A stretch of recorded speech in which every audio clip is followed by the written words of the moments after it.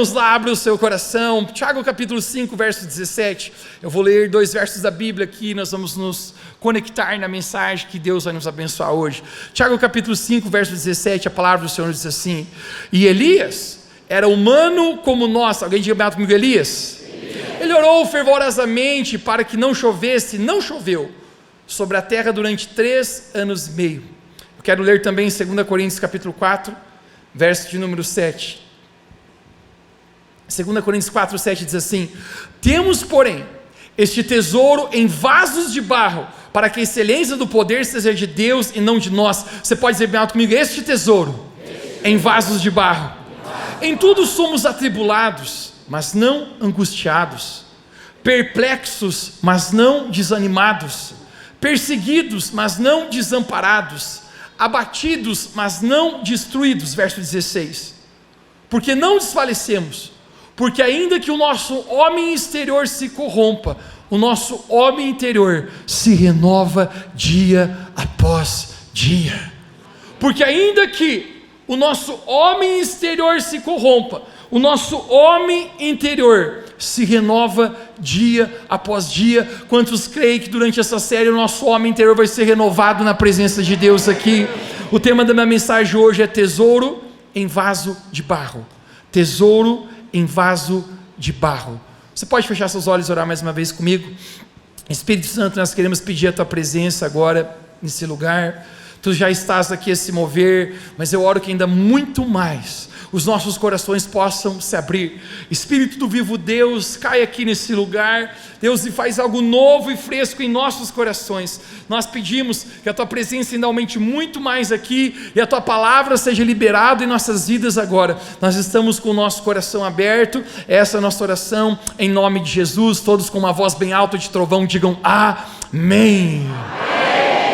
Toque alguém perto de você e diga: abra seu coração, abra seu coração. Você pode tomar o seu lugar nessa noite, me dar de presente a sua atenção.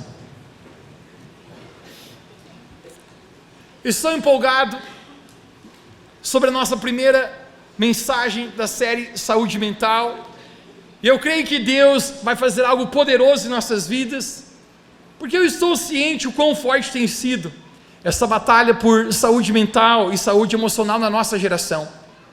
A estatística mundial é que 1 bilhão de pessoas em todo o mundo estão sofrendo com transtornos sobre depressão e ansiedade. No Brasil, as estatísticas nos dizem que apenas em relação a sentimentos de depressão, 5,8% da população, isso significa 11,5 milhões de pessoas estão sofrendo com algum nível de depressão.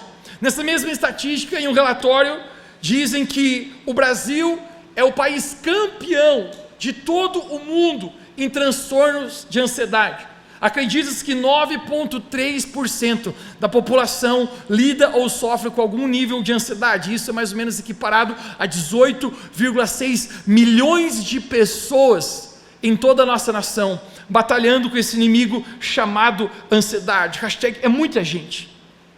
Talvez se perguntaria: da onde vem tanta disfunção? Da onde vem tudo isso? E o que nós sabemos? Sabemos que a vida que temos é um reflexo dos pensamentos que nós possuímos, pois a nossa vida sempre está se movendo em direção dos nossos pensamentos. Alguém diga pensamentos. Ou seja, aquilo que eu penso determina quem eu me torno. E essa é a razão porque o sábio Salomão, em Provérbios capítulo 23, verso 7, ele diz: assim como o homem pensa em seu coração, assim ele é. Porque de alguma maneira, acredite, a sua vida é definida pelos seus pensamentos. Pensamentos. Muitos das disfunções nos relacionamentos, disfunções em alimentação, vícios, maus hábitos, depressão, pânico, crises, algumas maneiras de demonstrar ansiedade, na verdade, são resultados de pensamentos tóxicos que nós permitimos manter em nossa mente e em nosso coração. Agora é importante saber isso, porque se você pensar errado a respeito de si mesmo e pensar errado a respeito de quem Deus é e quem Deus criou você para ser, pode ser que você viva nessa vida limitado e aquém da vida abundante que Deus tem para te dar. Vamos lá, quantos creem aqui que Jesus tem vida abundante para você? É isso que Jesus declarou. Jesus falou: eu vim para que vocês tenham vida, mas não apenas vida, mas uma vida abundante. Isso é uma vida extraordinária, uma abundância de vida. E eu não consigo imaginar alguém vivendo uma vida abundante, lidando com depressão todos os dias. Eu não consigo imaginar alguém vivendo uma vida abundante que Jesus prometeu, lidando todos os dias com crises de pânico e com ansiedade, e não ser capaz de descansar o coração. Então nós temos muito a falar a respeito disso. Eu quero girar a minha mensagem hoje em torno da vida de um homem chamado Elias. Você pode dizer bem alto comigo, Elias? 1, 2, 3. Eu escolhi falar a respeito desse homem chamado Elias, justamente no primeiro episódio dessa série, porque eu acredito que não existe ninguém em toda a Bíblia que enfrentou uma batalha tão grande em suas emoções, em seu coração, como esse homem chamado Elias. Se você nunca ouviu falar a respeito de Elias, aqui está um breve resumo de quem ele foi. Elias foi um dos maiores profetas que a nação de Israel já teve. Nós poderíamos arriscar também que esse homem chamado Elias é um dos maiores vultos do Velho Testamento, juntamente com Abraão, com Davi e com Moisés. Durante toda a história da nação de Israel, nós encontramos que a nação era governada por diferentes classes de autoridades levantadas por Deus. Primeiro Deus levanta juízes, e depois Deus levanta reis. Mas em todo este momento, Deus sempre levantou profetas. Alguém diga comigo, diga profetas. Esses profetas, eles tinham autoridade espiritual sobre a nação, a ponto que os próprios juízes e os reis, eles respeitavam essa autoridade que Deus tinha colocado sobre a vida deles. O profeta tinha a função de ser boca de Deus para a nação, certificar com que o povo guardasse os mandamentos do Senhor e jamais se afastassem dos seus caminhos. E Elias foi um desses profetas. Ele dirigiu a nação de Israel por 8 anos, ele realizou 7 grandes milagres. Mas aqui está a nossa conexão. No livro de 1 Reis, nos conta como a nação de Israel apostatou da fé e eles abandonaram o Senhor. Eles quebraram a aliança que eles tinham com Deus, de adorar apenas o Senhor, e é como uma infidelidade que eles tiveram adorando falsos deuses. Eles criaram imagens de esculturas e começaram a adorar outros deuses. Em outras palavras, eles foram fiéis e quebraram a aliança que eles tinham com Deus. Eles quebraram o primeiro e maior mandamento que Deus havia dado para eles através de Moisés, o seu servo, no Monte Sinai. Você lembra? Deus falou: não farás para ti imagens de escultura, não adorarás outro Deus, seja no céu, na terra ou embaixo das águas. E eles quebraram essa aliança que eles tinham com o Senhor. Eles corromperam o seu coração e eles se afastaram dos caminhos do Senhor. Mas a pergunta que você esteja fazendo talvez seja: por que o povo de Israel fez isso? Porque eles quebraram essa aliança que eles tinham com Deus. E a resposta é que toda a nação foi influenciada por um mau rei chamado Acabe, que por sinal era influenciado pela sua esposa, uma mulher diabólica chamada Jezabel. Juntos, o rei Acabe com sua esposa Jezabel, eles fizeram toda a nação pecar contra Deus e se afastar dos caminhos do Senhor. E nesse momento, Deus levanta Elias como profeta. Lembre, a função de um profeta era ser boca de Deus para uma nação. E é isso que acontece. Pela boca de Elias, depois de ter advertido muitas vezes todo aquele povo, Deus julga a nação de Israel e Elias decreta uma sentença. Ele fala: a partir de hoje não irá mais chover sobre a terra de Israel. E é incrível, porque da mesma maneira que você fecha o seu chuveiro, ou da mesma maneira que você fecha uma torneira, Elias ele fecha as janelas dos céus e não chove mais sobre aquela terra. Eu quero que você imagine o caos que isso está. O gado não tem mais água, os rios estão secando, pouca água para beber. Mas na verdade, era uma tentativa de Deus de fazer com que a nação se arrependesse de ter quebrado essa aliança e voltar para os caminhos do Senhor. Porém a Bíblia nos fala que ao rei Acabe e Jezabel souberam do que Elias havia feito, da sua oração e como isso aconteceu. Eles queriam matar Elias, mas me parece que de maneira sobrenatural Deus escondeu Elias, e mesmo que Acabe está com o seu terrível exército à caça de Elias, ele está no modo invisível. Quantos sabem aqui que o inimigo pode até tentar atacar a nossa vida, mas se Deus está conosco, quem será contra nós? Se Deus está ao nosso favor, Deus estava a favor de Elias, e por mais que estão tentando caçá-lo ferozmente, ninguém consegue encontrá-lo. Mas o grande episódio de batalha emocional e batalha mental queria se desencadear na vida de Elias, eu quero contar para você agora. Eu quero ler contigo 1 Reis, capítulo 18, no verso número 1, eu quero que você conecte sua atenção aqui nesse texto que vai acontecer. Depois de um longo tempo, no 3º ano de seca, a palavra do Senhor veio a Elias: vá apresentar-se ao rei Acabe, pois eu enviarei chuva novamente sobre a terra. Deus está falando, vai chover de novo. Quando Acabe, verso número 7, quando Acabe viu Elias, disse-lhe: é você mesmo o perturbador de Israel? Verso 18, não tenho perturbado Israel, Elias respondeu, mas você e a sua família do seu pai têm. Vocês abandonaram os mandamentos do Senhor e seguiram os falsos deuses. Agora, pois, convoque todo o povo de Israel para encontrar-se comigo no Monte Carmelo. Alguém diga bem alto: Monte Carmelo. E traga 450 profetas do Deus Baal e 400 profetas do Deus Azerá, que nele comem a mesa de Jezabel. Eita, cabra macho esse Elias. Você está entendendo o que está acontecendo? Elias vai até a presença do rei Acabe, que tem influenciado a nação para longe de Deus, e ele diz: vai voltar a chover, mas antes de voltar a chover, eu quero desafiar você. Pegue os 850 falsos profetas que têm profanado a nação, e nós vamos subir no Monte Carmelo. Eu estou desafiando todos vocês. Sozinho, Elias desafia 850 homens. Eita, cabra macho. Paulinho, vem aqui. Por uma boa causa, para se defender, você desafiaria e lutaria com um homem? Por uma boa causa, para se defender, você lutaria com 2 homens? Com 3 homens? Já aconteceu?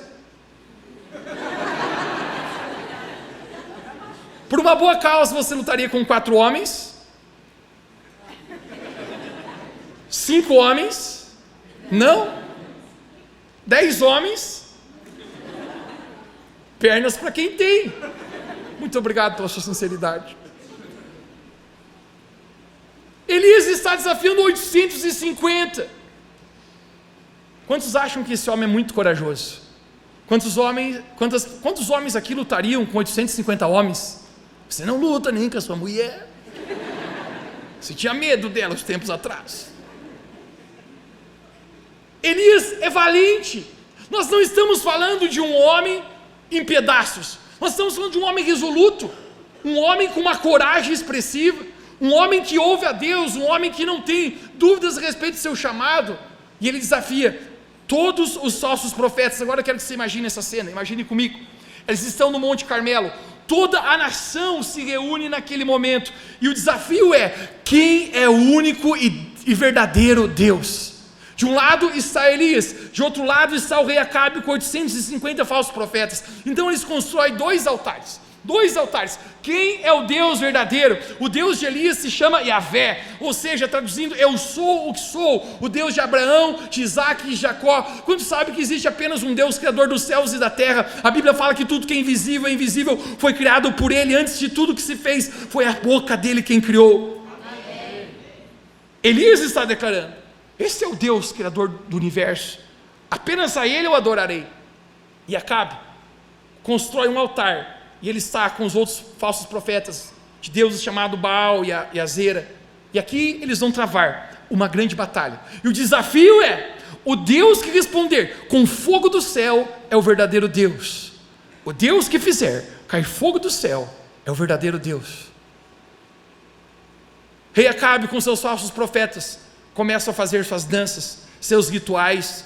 A Bíblia nos narra que eles até cortavam a si mesmos. Hashtag, que coisa esquisita. E nada acontecia.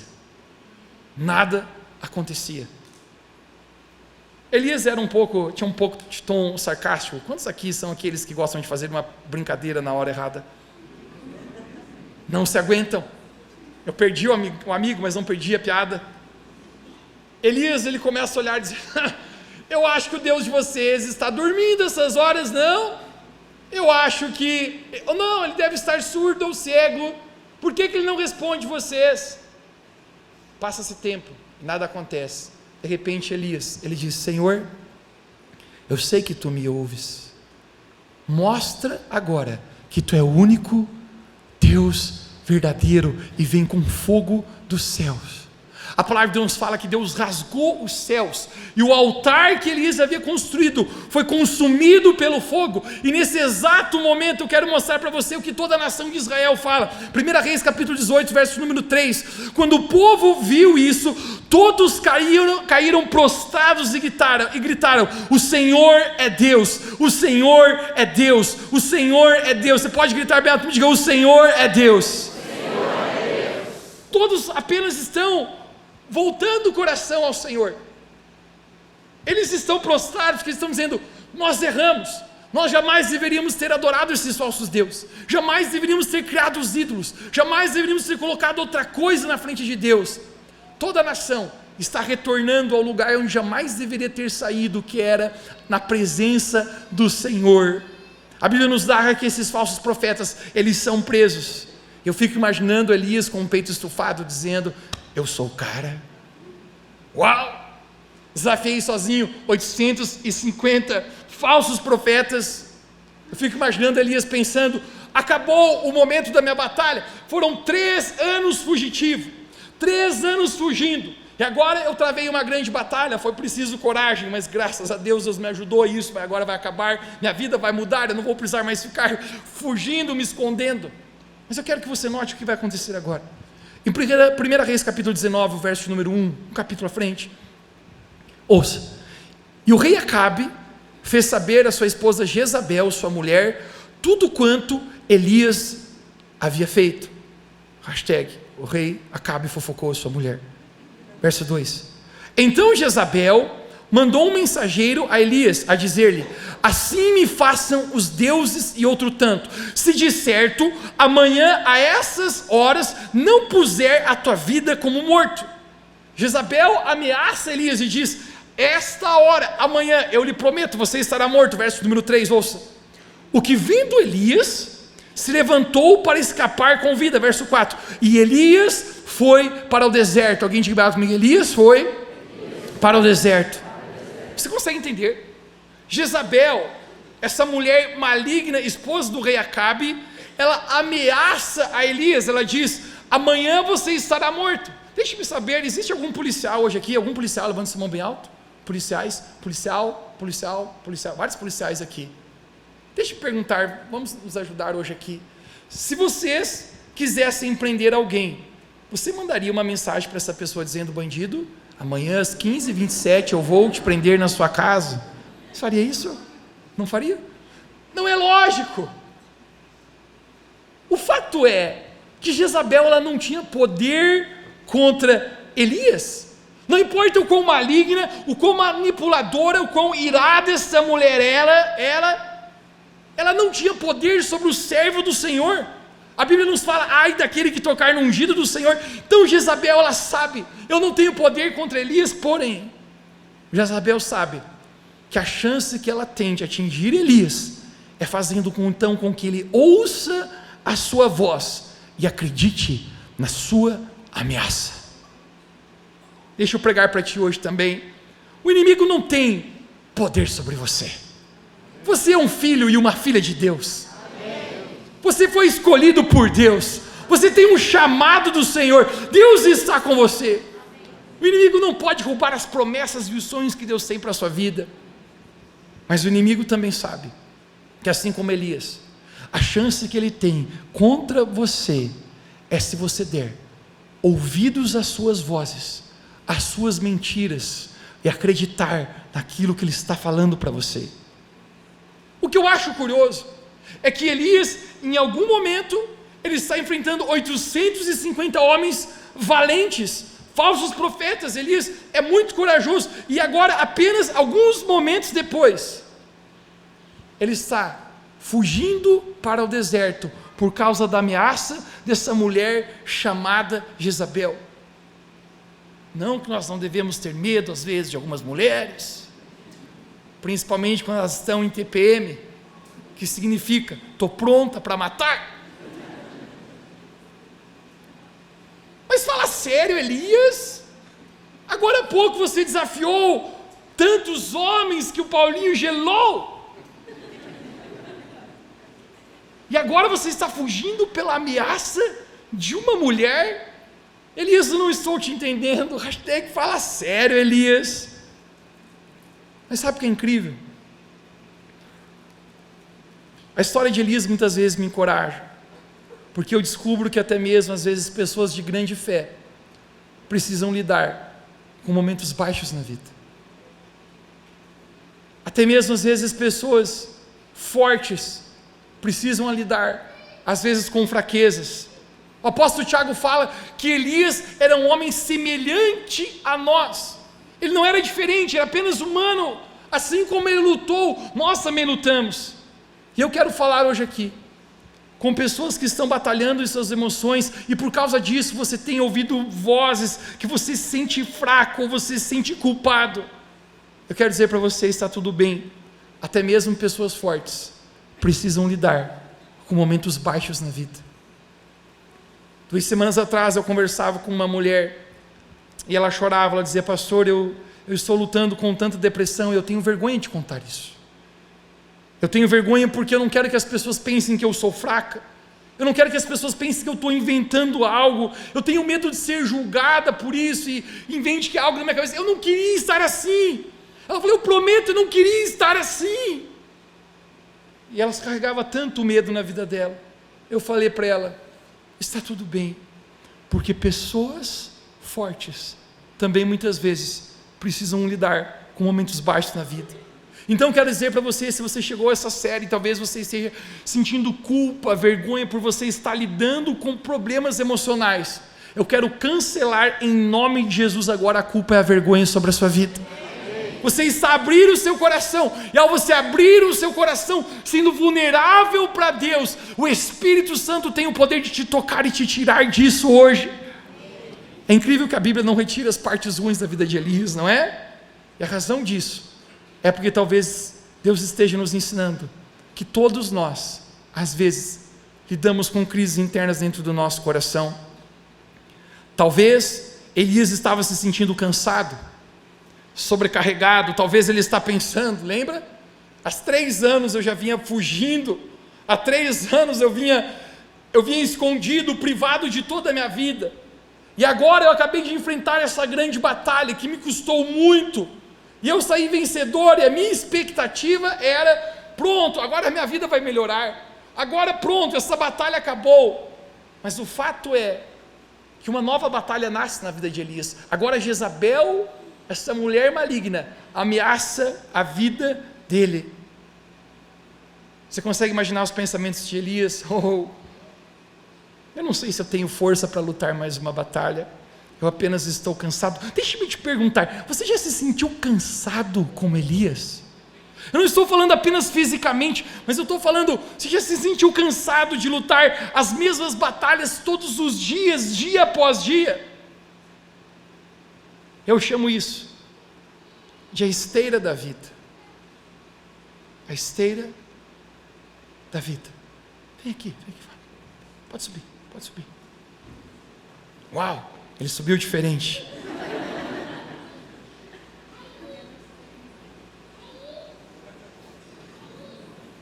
Já se sentiste na esteira da vida?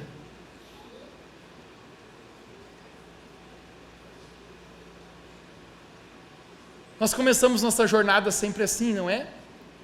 Caminhando, e nós estamos animados, olha o ânimo. Você percebe o caminhar diferente? Passada do Neymar. Nós começamos a nossa vida, a nossa jornada caminhando com muitos sonhos, não é? Muitas expectativas. Nós planejamos a nossa vida. Com 23 anos eu vou estar formado, casado e ganhando muito dinheiro, não é? Nós imaginamos como vai ser a nossa casa e a nossa família, e nós temos muitos sonhos. Deixe-me perguntar para você hoje: você ainda sonha? Você ainda tem esperança sobre o seu futuro? Nós começamos sempre a nossa vida assim, mas você sabe, em algum momento começa a vir dificuldades,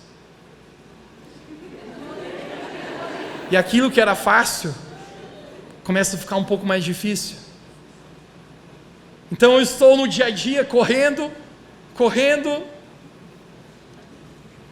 mas isso vai ficando cada vez, às vezes, mais difícil.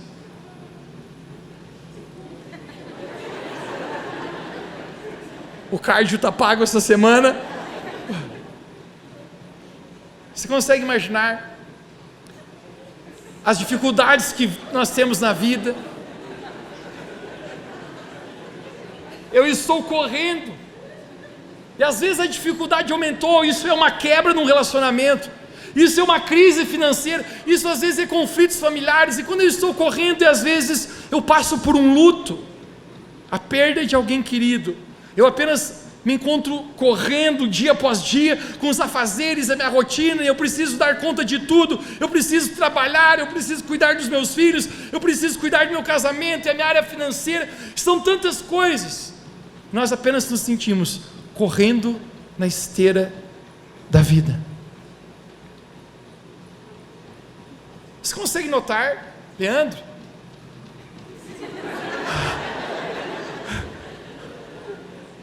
Que o Leandro aqui está correndo nessa esteira, mas você consegue notar que ele ainda está no mesmo lugar?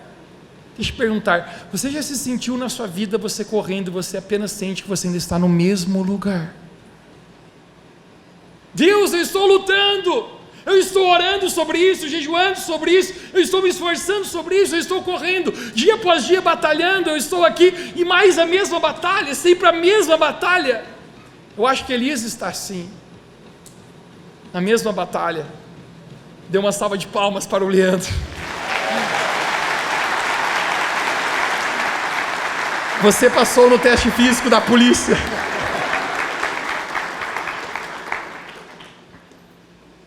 Eu apenas estou cansado. Você sabia que Jesus se sentiu cansado? A imagem que nós temos de Jesus é o Jesus forte, e sim, ele é o leão da tribo de Judá, o Deus que resolve todas as coisas.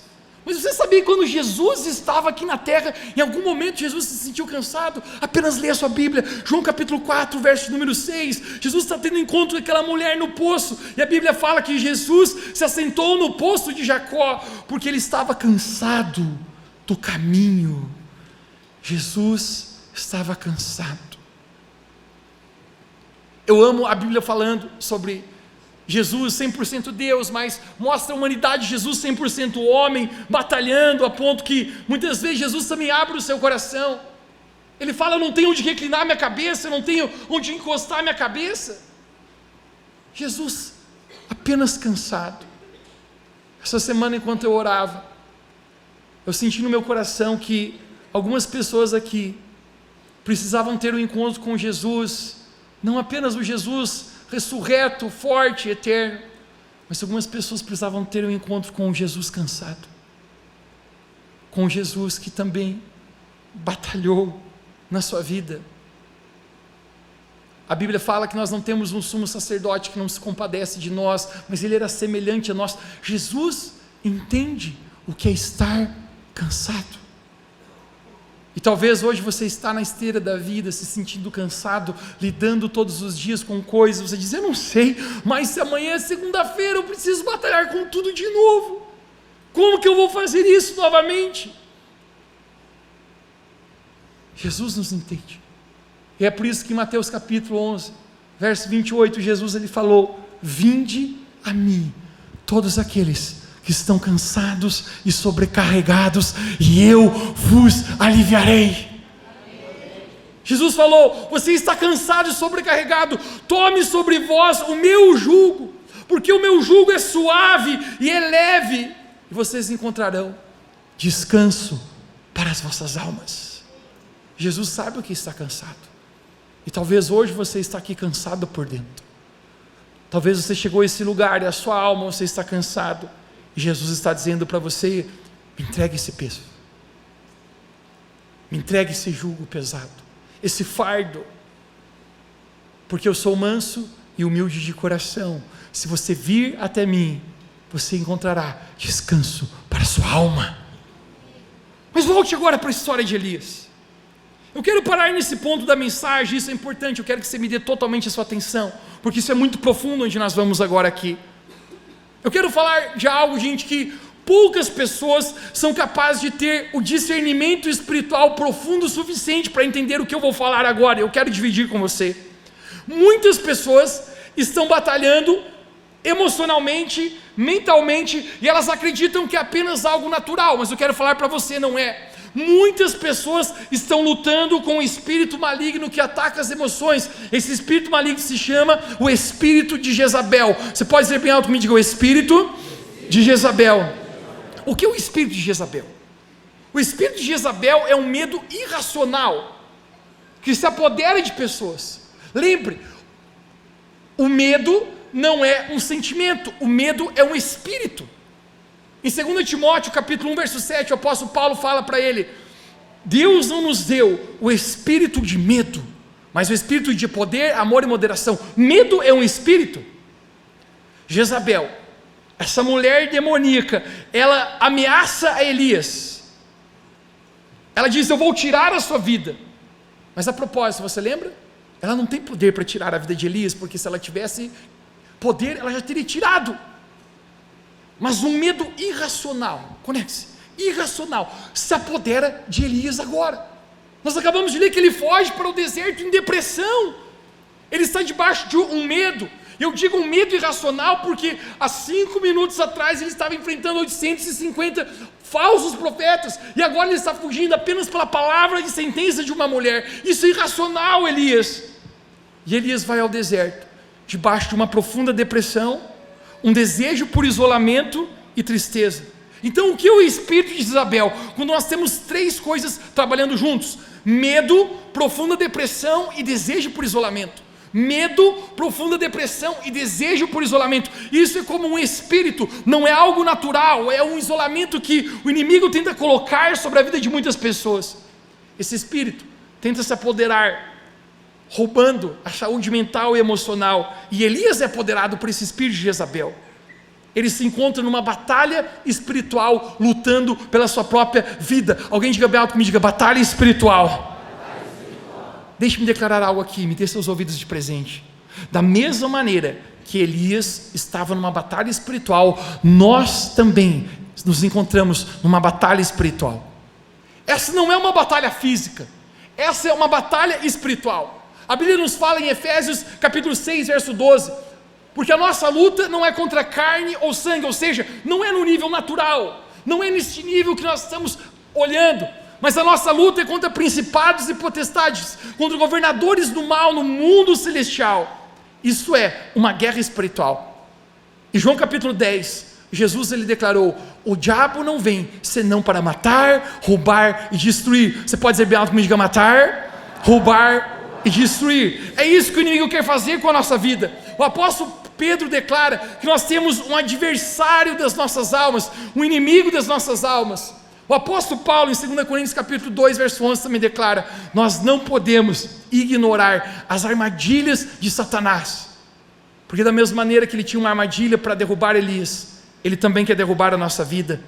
Porém, deixe-me declarar algo hoje aqui: o inimigo não pode roubar as promessas que Deus tem para a sua vida. O inimigo não tem poder para tocar nos ungidos do Senhor. O inimigo não tem poder contra a sua vida.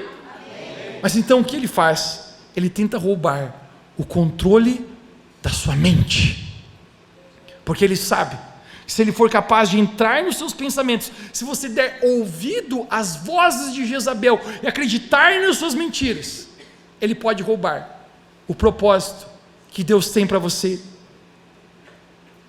Quando estamos falando de saúde mental e saúde emocional, nós precisamos ser capazes de entender a batalha espiritual que nós estamos travando. E eu sei, alguns aqui estão batalhando nas emoções, e eu sei, muitos aqui estão batalhando nos seus sentimentos e na sua mente. E a razão porque eu sei disso é porque nunca em toda a história da minha vida eu lutei o último mês com tantos maus sentimentos, com tanta tristeza, com tantos maus pensamentos, como eu lutei na minha vida. Na semana passada, não sei explicar para você, Mas um dia em particular eu fui tomado por um sentimento de incapacidade tão grande. É como se o medo tivesse batido na minha porta, eu senti um aperto tão grande no meu peito. Pensamentos ruins indo o tempo inteiro, e esse sentimento de incapacidade tomou conta. Eu estava com medo, eu dizia: Deus, de onde vem isso? Eu nem sequer tinha certeza se eu seria capaz de subir aqui e pregar para você hoje. Eu coloquei meus joelhos no chão, eu comecei a orar dizendo: Deus, o que é isso? Eu comecei a perguntar para o Senhor: Deus, eu nunca senti isso, nunca senti algo dessa maneira, eu estou me sentindo tão fraco, tão incapaz. Era uma mistura de um medo com uma tristeza, eu não sei explicar para você. Mas quando eu estava orando, Deus falou ao meu coração: Mateus, essa batalha que você está lutando não é a sua batalha. Você está lutando com as batalhas emocionais de centenas de pessoas que vão te ouvir durante essa série. Isso é um ataque do inimigo contra você. Quantos conseguem entender, gente, que o mundo espiritual, ele é conectado? O mundo espiritual, ele se conecta. Deixe-me provar isso para você. Em Mateus capítulo 8, a Bíblia nos fala que Jesus estava indo para um lugar chamado a Terra dos Gadarenos. Alguém diga alto comigo: a Terra dos Gadarenos. O que Jesus está indo fazendo lá? Naquele lugar existia um homem terrivelmente endemoniado. A Bíblia nos fala que ele vivia nos cemitérios. Uau! Ele era preso por correntes e algemas, e nem mesmo as correntes e algemas tinham poder de resistir à fúria dele, e ele se desprendia. Mas Jesus estava indo para a Terra dos Gadarenos. Você sabe por quê? Porque Jesus amava aquele homem, e a palavra de Deus fala que o Filho do Homem veio para libertar os cativos. Então Jesus estava indo lá, porque Jesus sabia como o inimigo estava assolando a vida daquele homem. A Bíblia fala que quando Jesus estava no barco, junto com seus discípulos, no meio do mar, se levantou uma grande tempestade. Alguém diga bem alto comigo: tempestade. Jesus estava dormindo no barco. Os discípulos estão apavorados. Quando Jesus acorda, a Bíblia nos fala que Jesus, repreendendo o vento e o mar, houve grande paz. Mas calma aí. Ventos e mar você não repreende? Ventos e mar você acalma, você repreende espíritos. A razão por que Jesus repreende é porque existia um levante do inimigo para barrar Jesus, que não queria que ele fosse até libertar aquela terra, libertar aquele homem.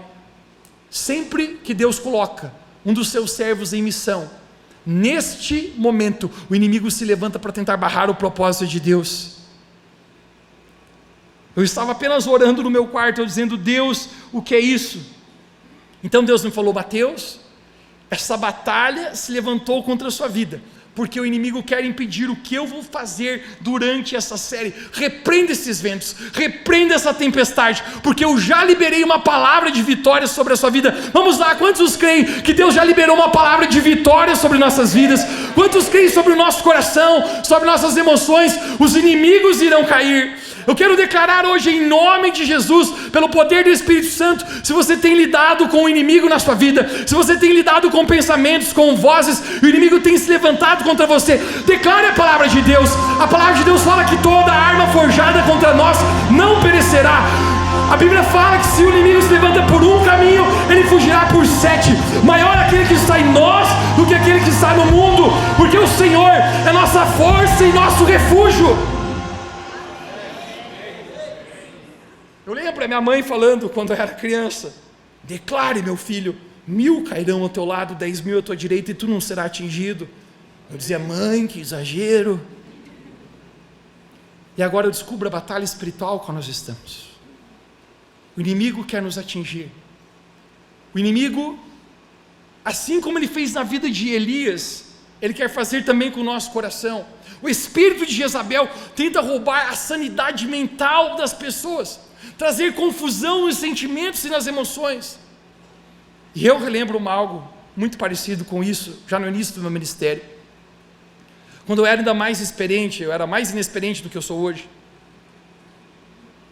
Mas eu me lembro que existia uma mulher,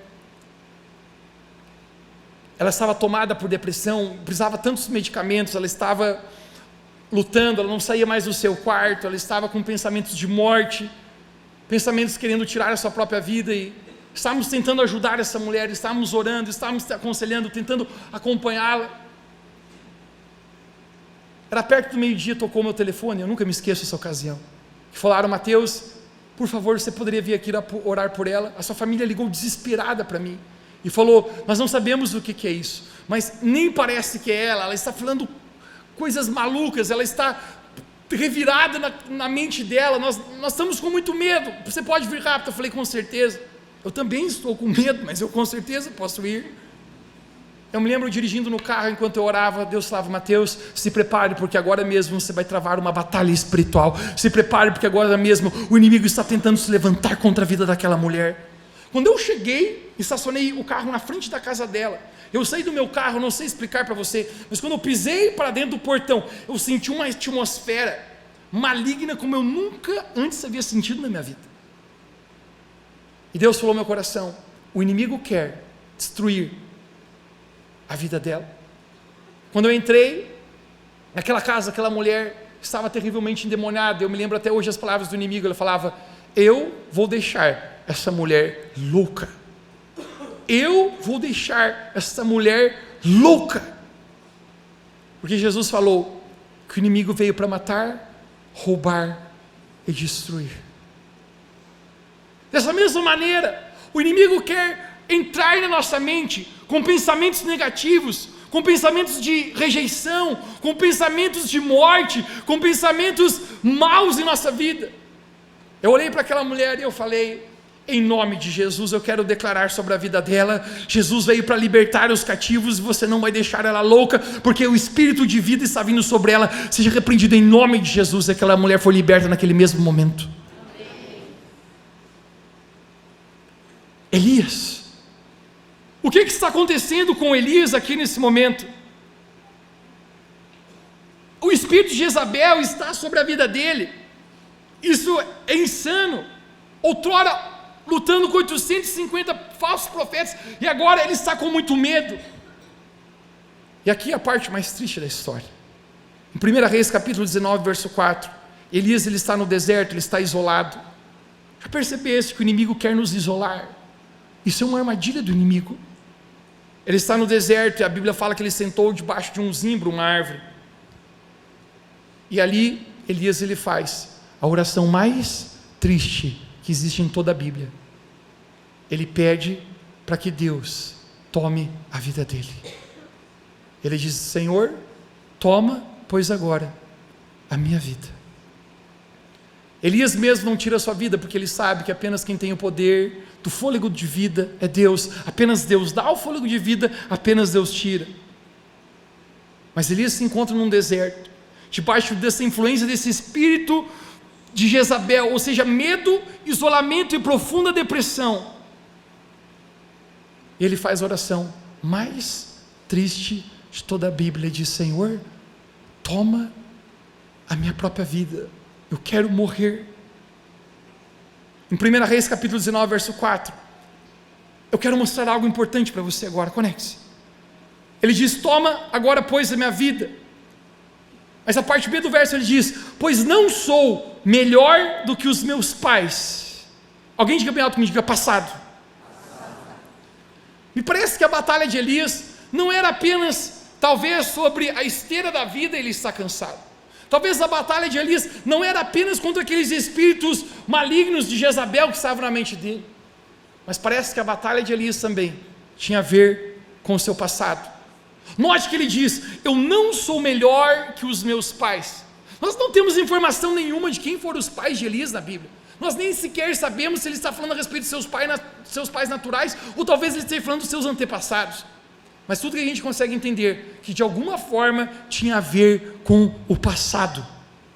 Elias está preso pelo passado, e de alguma forma o inimigo está trazendo o passado à tona dele, e isso está deixando deprimido a ponto de pedir a sua própria morte.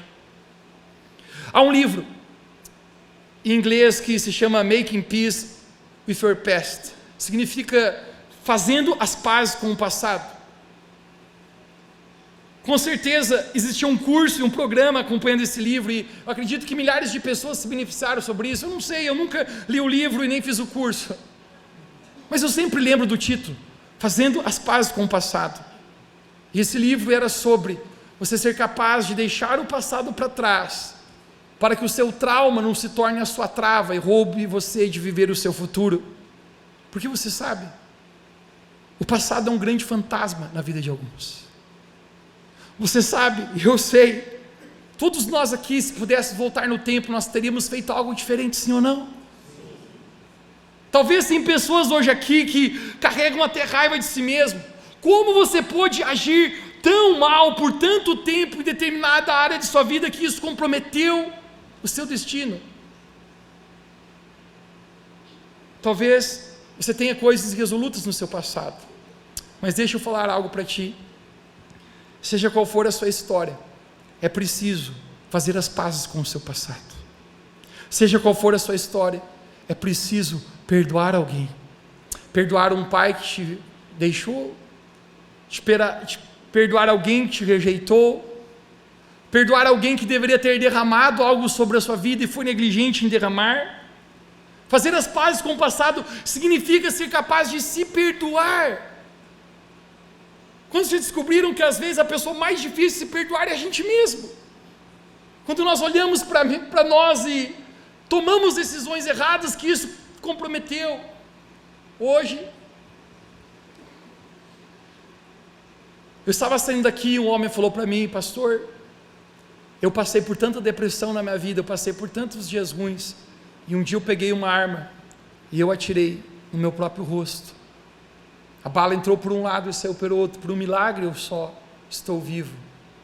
Ele falou: eu fui capaz de me perdoar e ser perdoado por Deus. Amém.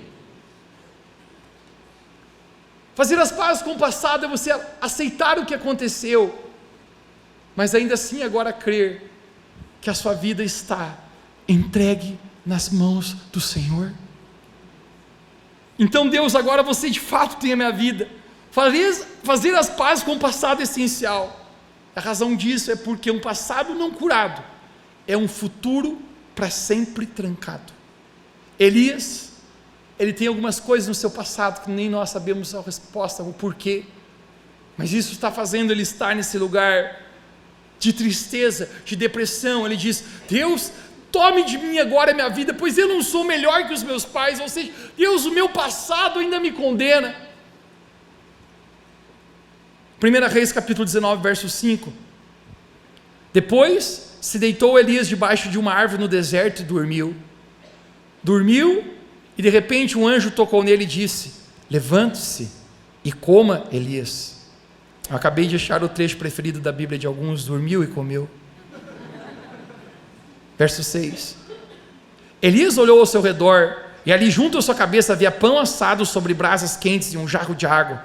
Ele comeu e bebeu e deitou-se de novo. Verso 7. O anjo do Senhor voltou, tocou nele e disse: levante-se e coma, pois a viagem será muito longa. Você consegue ver aqui? Você consegue ver que Elias está no deserto pedindo a sua morte, mas mesmo assim Deus ainda está cuidando de Elias. Deus manda um anjo para trazer pão e água para Elias, dizendo: Elias, coma. Elias achava que ninguém podia ver ele no deserto, mas deixe eu falar para você, Deus estava vendo Elias exatamente onde ele estava no meio da sua crise, e Deus está cuidando de Elias. Deus estava sustentando Elias. E dessa mesma maneira, deixe eu pregar para você, no momento de sua pior crise, no momento que você talvez ache que ninguém está te assistindo, Deus está te olhando também. Ele estava olhando para Elias, e a razão disso é porque Deus cuidava dele da mesma maneira que Deus cuida de nós. Eu quero que fique de pé agora, apenas as pessoas que você já lutou. Eu acredito que o maior e terrível inimigo diabólico que possa ser encontrado nessa vida. Quem aqui já levou um corridão de um quero-quero? Mais alguém além de mim? Quem já levou um corridão de quero-quero? Gente, aqueles pássaros são diabólicos. Eles têm o olho vermelho.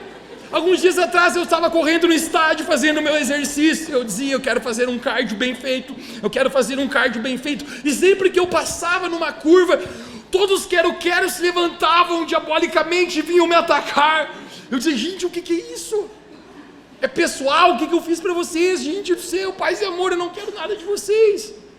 Um cara se aproximou de mim e falou: cara, eles estão te atacando, não é nada pessoal contigo. Eu falei, não sei. Ele falou, não é nada pessoal, não se preocupe. É que você está chegando muito perto na sua corrida dos ovinhos que eles colocaram ali, dos seus filhotinhos que estão para nascer. E é por isso que eles voam em direção a ti, porque na verdade eles querem proteger os seus filhinhos. Queridos, se quero-queros protegem os seus filhinhos, quanto mais o nosso Pai que está no céu está a nos proteger, está a nos assistir. Da onde vem esse senso na criação de proteção, se não do próprio Deus, que olha para nós nas estações mais difíceis ali como Elias, e Deus está cuidando de Elias. Mas algo agora vai acontecer. No verso 9 de 1 Reis 19 diz, Elias entrou numa caverna e passou ali a noite. Alguém diga bem alto comigo, diga uma caverna. O que significa caverna? Em hipótese alguma, a caverna é algo legal ou positivo na Bíblia. 1 Samuel capítulo 22 fala quando o rei Davi, ele entra numa caverna, ele estava fugindo do rei Saul. E a Bíblia não é enfática em falar que apenas iam para cavernas homens que estavam com o espírito triste, com o espírito desgostoso, pessoas que estavam endividadas, em apertos, ou seja, estavam em sérias dificuldades e algum problema. Apenas esse tipo de pessoa ia para uma caverna. E Elias está dentro de uma caverna. A caverna que significa esse isolamento interior, essa tristeza, essa depressão. Elias foi para a caverna.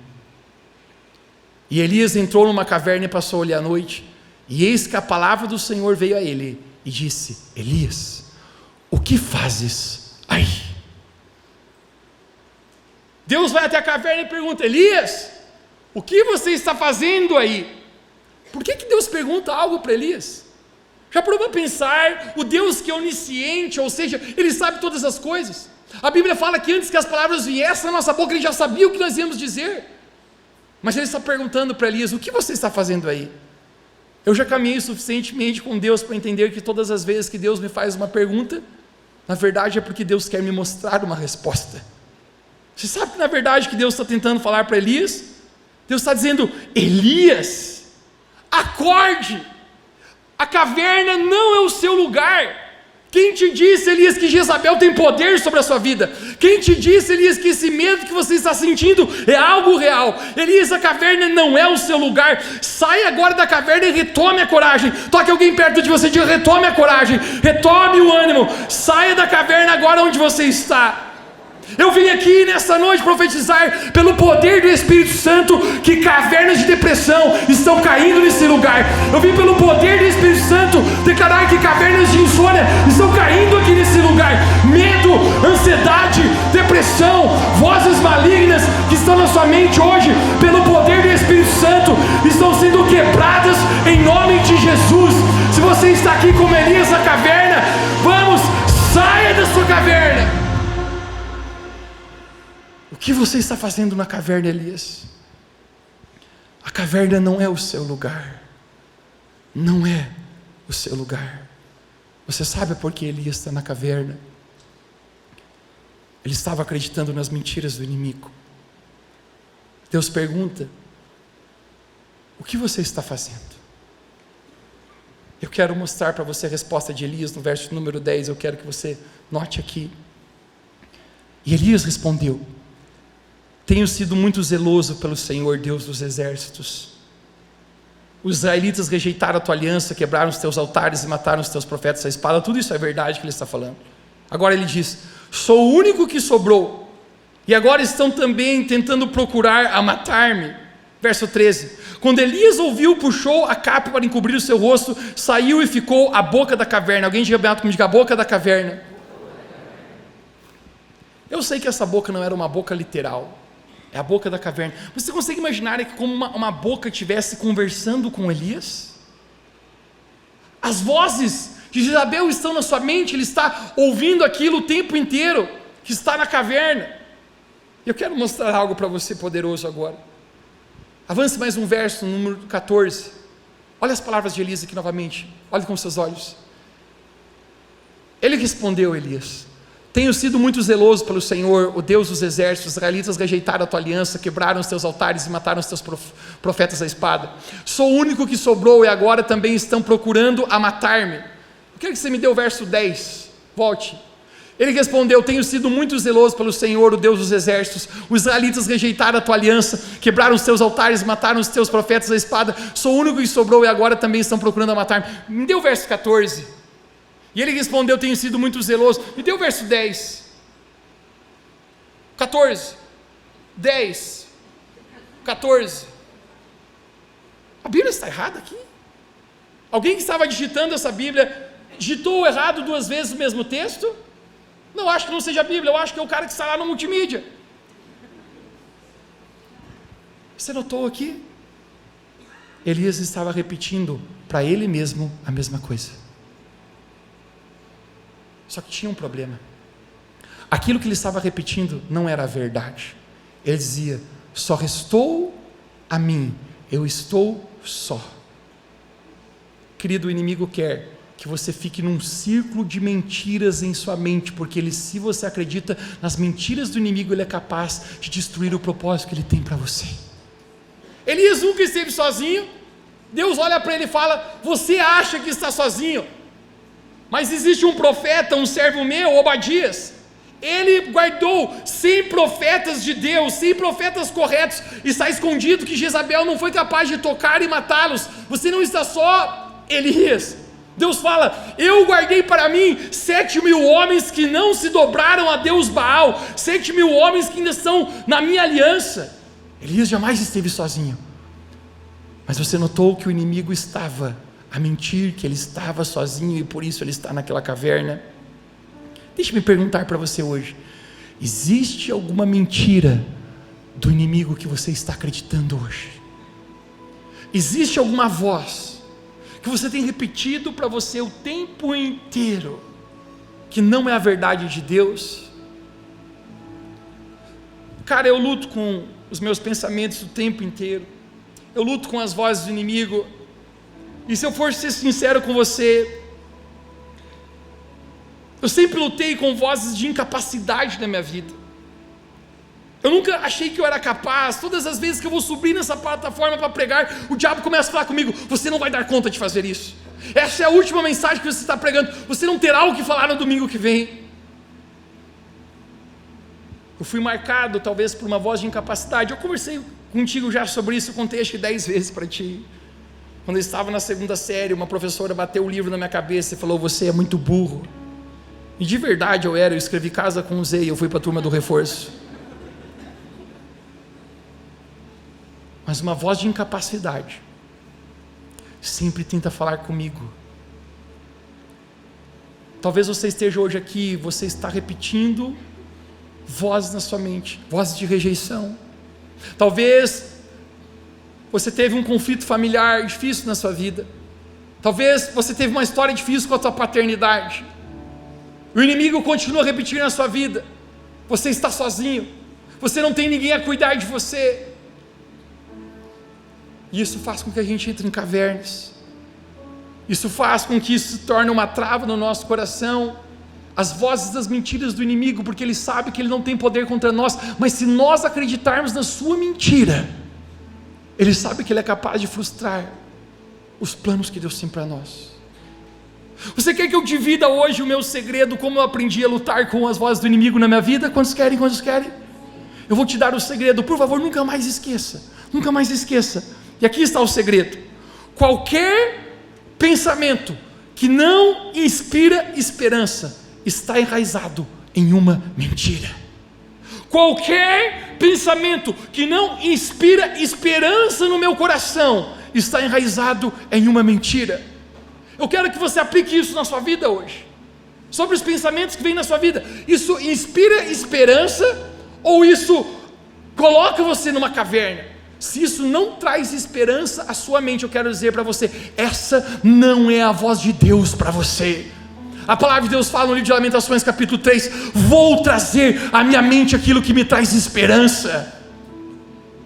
A palavra de Deus nos fala que o futuro que Deus tem para nós é de bem e não de mal, um futuro de paz para nos dar esperança. Eu quero falar com pessoas hoje que você está numa caverna, assim como Elias, uma caverna emocional.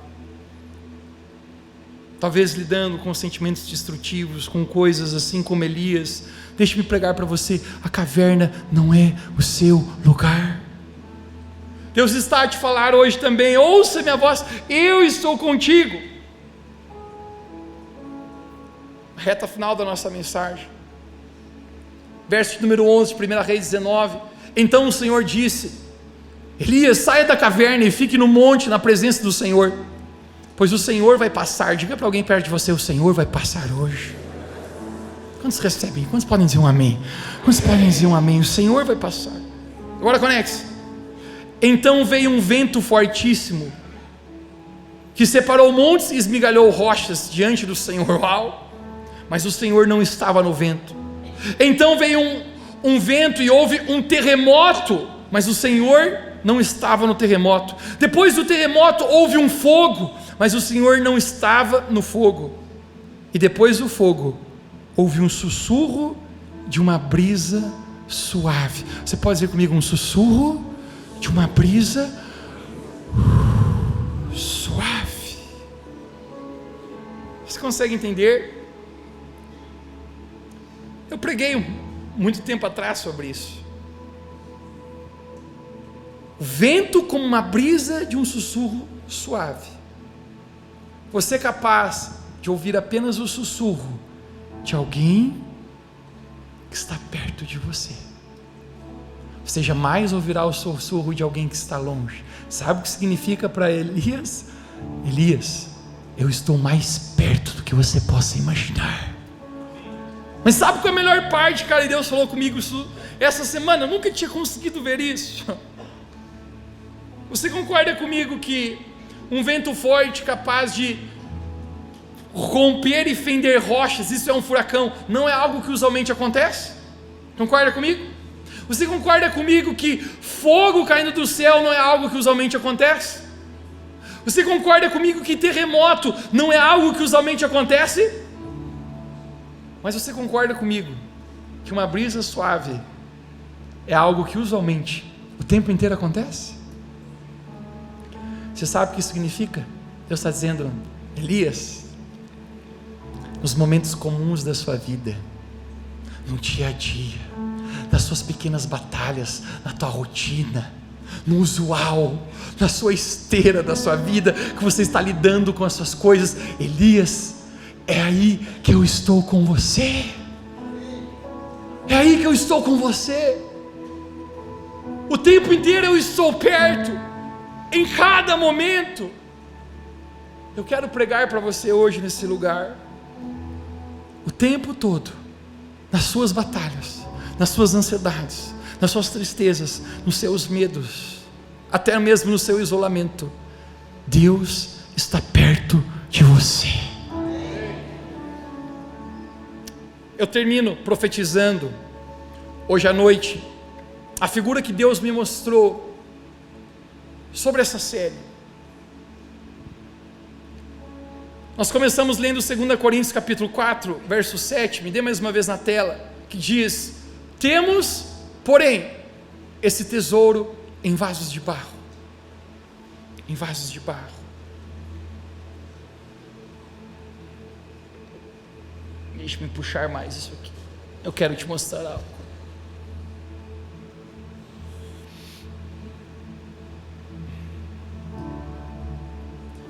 O vaso de barro é a nossa vida,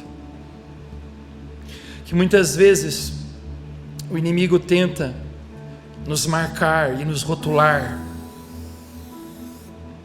escrever palavras de rejeição, palavras de amargura, palavras de incapacidade sobre nós. Alguns aqui não são capazes de se ver como Deus vê, mas você se vê da maneira que o inimigo mente para você. E o inimigo é especialista em fazer isso. Durante a minha vida ele já tentou colocar tantos rótulos, marcar o vaso. E eu via espiritualmente essa figura aqui, durante essa série, como se muitas pessoas estavam com manchas, com marcas do inimigo. Esse é o seu vaso. A figura que eu via espiritualmente é que muitas pessoas vieram aqui com marcas, rachaduras no seu vaso, no seu coração, nas suas emoções, por uma paternidade que você não teve,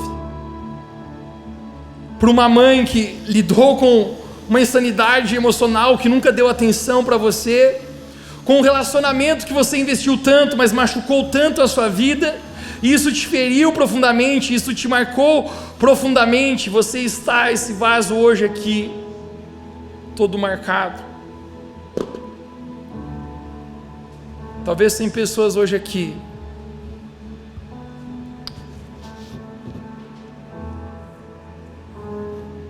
que passaram pelo fogo. Você está lutando com tantas crises no seu coração,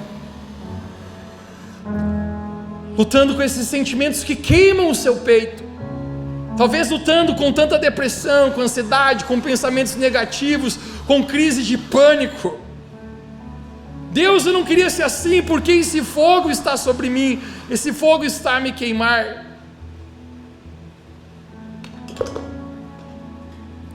A imagem que eu vi é como se muitas pessoas tivessem sido quebradas por traumas durante a vida.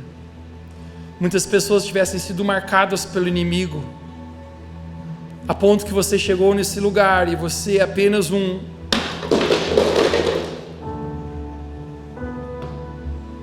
vaso em pedaços. Um vaso em pedaços.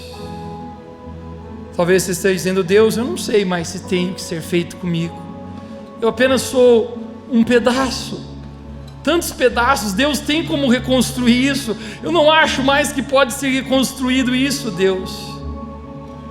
Porém, novamente, temos esse tesouro em vasos de barro. Deixa eu mostrar para você algo aqui. O vaso está totalmente quebrado, totalmente marcado, mas o tesouro ainda está aqui. O seu valor ainda está aqui. Não importa o que aconteceu com o seu vaso, o seu valor e o seu tesouro ainda estão aqui para Deus. E é por isso que o apóstolo Paulo estava falando: aqui fora nós somos atribulados, mas aqui dentro nós não estamos angustiados.